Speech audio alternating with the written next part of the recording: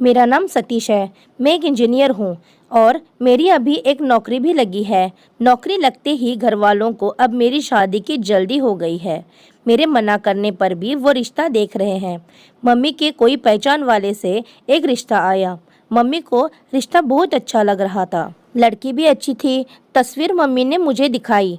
मैंने एक नज़र देखी और कहा कि मम्मी, आपको शादी की इतनी जल्दी क्या है? लेकिन मम्मी नहीं मानी। बोली, इस रविवार लड़की को देखने जाना है।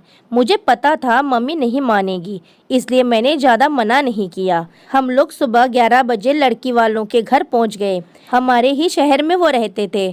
हम सभी हॉल में बैठे थे, तभी प्रीति चाय लेकर आई। प्रीति मुझे देखते ही पसंद आ गई। अपनी तस्वीर से भी ज़्यादा सुंदर लग रही थी। कुछ फॉर्मेलिटी के बाद हम दोनों को बात करने के लिए अलग भेजा गया। कुछ देर कमरे में खामोशी के बाद प्रीति और मैंने एक दूसरे से कई सवाल किए। मुझे वो अच्छी लगी। बाहर आकर मैंने मम्मी को हाँ कह दिया। मुझे ऐसा लग रहा था कि उसे और उसके घर वालों को भी मैं पसंद हूँ। उनसे मिलकर हम लोग अपने घर चले गए। लेकिन शाम होते होते एक अजीब सी बात ने मेरे दिमाग में घर बना लिया। मुझे लगने लगा कि मैंने प्रीति को पहले भी कहीं देखा है। फिर मुझे लगा कि ऐसा तो हमें बहुत लोगों के साथ मिलकर लगता है, और आजकल तो सोशल मीडिया पर हर कोई है, तो शायद कहीं प्रोफाइल देखी होगी। ये विचार फिर मैंने हटा दिया। लेकिन बेड पर सोते वक्त भी मुझे लगा कि मैंने उसे कहीं देखा है। प्रीति का नंबर मैं लेकर आया था।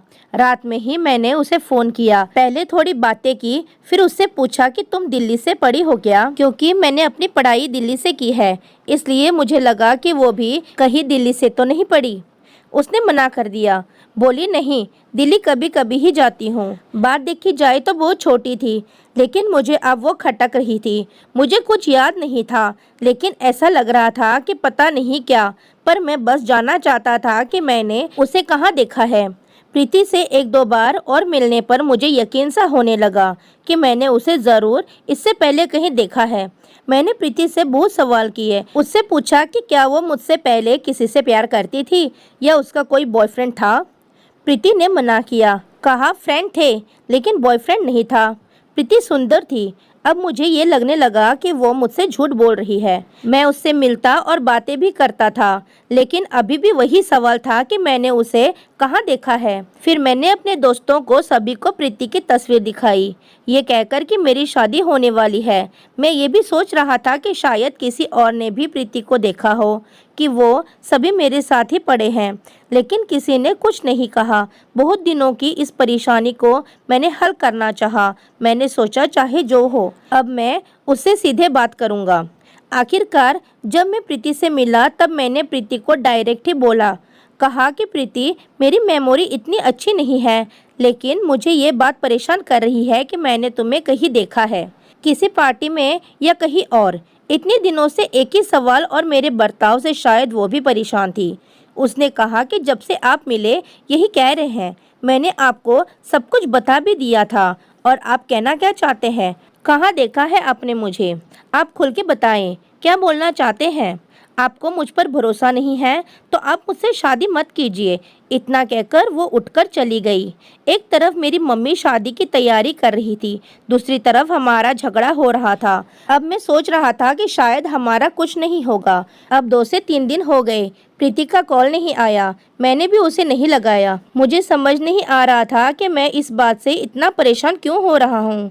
फिर मुझे सुबह प्रीति की कॉल आई। उसने कहा कि आपके सवाल का जवाब मैं देती हूँ, आप मिल सकते हैं मुझे। आपको कुछ दिखाने के साथ समझाना भी पड़ेगा।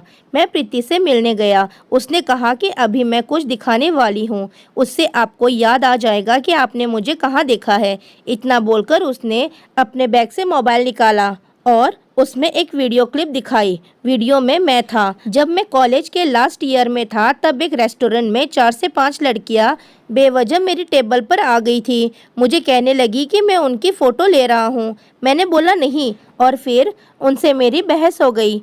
प्रीति बोली कि मैं उस समय दिल्ली अपनी कज़न बहन के पास गई थी।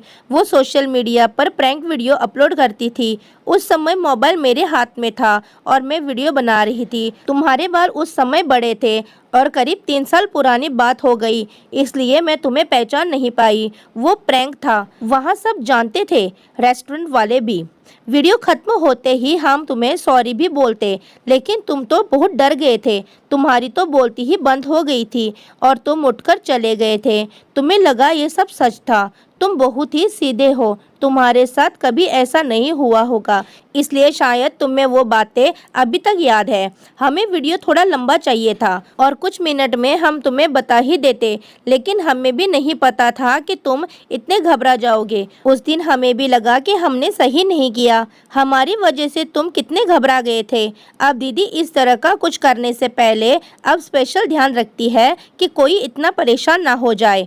हम अपने मजे के लिए किसी को परेशान नहीं कर सकते, यह हमें उस दिन एहसास हुआ था, इसलिए दीदी ने तुम्हारा वीडियो भी अपलोड नहीं किया था। तुमने उस दिन बोला तो मुझे भी याद आने लगा कि शायद तुम वही हो, और दीदी के पास तुम्हारा वीडियो पड़ा था तो मैंने उसी से ये लिया है। उसकी बातें सुनने के बाद मैंने कहा कि हाँ, मेरी नज़र तुम पर एक बार गई थी जब तुम वीडियो बना रही थी, इसलिए वहीं अटक गई थी। लेकिन ऐसा मजाक करना अच्छा नहीं है। मैं तो कई दिनों तक सोचता रहा था कि तुम सब बेवजह मुझे पीटने वाली थी। तुम्हारी कज़न की शक्ल तो मुझे अच्छे से याद है। प्रीति ये सब सुनकर हंसने लगी, बोली लगता है अभी तक आपके हम सपने में आते हैं, इसलिए हमको अभी तक भूले नहीं। प्रीति हंसते हुए बोली, मुझे कहाँ देखा है ये पूछे जा रहे थे, लेकिन कभी खुद का ये किस्सा नहीं बताया, नहीं तो मुझे याद आ जाता। प्रीति तो बस हंस ही रही थी। उसने पूछा, शादी तो करोगे ना? मैंने बोला अब तो ज़रूर करूँगा, तुम्हें और तुम्हारी बहन दोनों को परेशान करूँगा। प्रीति ने वहीं से अपनी बहन को वीडियो कॉल किया, फिर वो दोनों मेरा मजाक बनाकर हंसते रहे। उसकी बहन बोली कि जीजा जी, सारी ज़िंदगी के लिए आप हमारी मुट्ठी में आ गए। अब जीजा जी ने तुम्हें ज़्यादा परेशान किया तो उनकी वीडियो वायरल कर देंगे। अब मुझे सारे सवालों के जवाब मिल गए थे। आज के इस सोशल मीडिया और वायरल वीडियो के दौर में हर किसी को ये ध्यान ज़रूर रखना चाहिए, किसी की वीडियो उसकी मर्ज़ी के बिना अपलोड नहीं करना चाहिए। तो दोस्तों, आपको हमारी ये मज़ेदार कहानी कैसी लगी, आप हमें कमेंट बॉक्स में ज़रूर बताएं। यदि आपको हमारी ये वीडियो अच्छी लगे तो आप हमारी इस वीडियो को लाइक शेयर ज़रूर करें, और ऐसी ही दिल को छू लेने वाली प्रेरणादायक कहानी सुनने के लिए हमारे चैनल को भी सब्सक्राइब करें। तो दोस्तों, फिर मिलते हैं ऐसी ही ज़बरदस्त कहानी के साथ एक नई वीडियो में। तब तक के लिए आप सभी का धन्यवाद। आप सभी अपना ख्याल रखना। आपका दिन शुभ व मंगलमय हो।